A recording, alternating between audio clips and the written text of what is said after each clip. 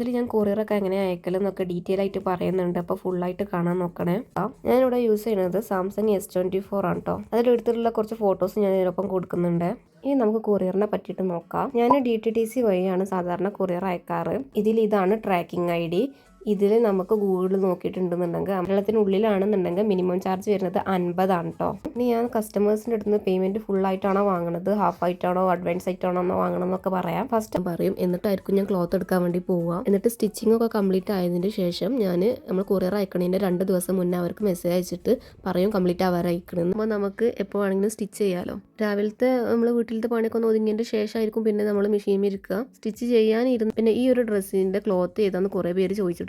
ഇത് delta material ആണ് വരുന്നത്. പെർ മീറ്റർ 100 രൂപയാണ് വരുന്നത്. ഈ ഒരു ഡ്രസ്സ് ചെയ്യാൻ ഞാൻ 2.25 മീറ്ററാണ് അന്ന് എടുത്തിട്ടുണ്ടായിരുന്നത് കേട്ടോ. 3 മെഷീനാണ് ഉള്ളത്. ഈ ഉഷയുടെ ഈ മെഷീനും പിന്നെ ഓവർലോക്ക് ചെയ്യുന്നതും പിന്നെ നമ്മൾ നോർമൽ സ്റ്റിച്ചിങ്ങിനൊക്കെ യൂസ് ചെയ്യാൻ ഞാൻ നോർമൽ മെഷീനാണ് യൂസ് ചെയ്യുന്നത്.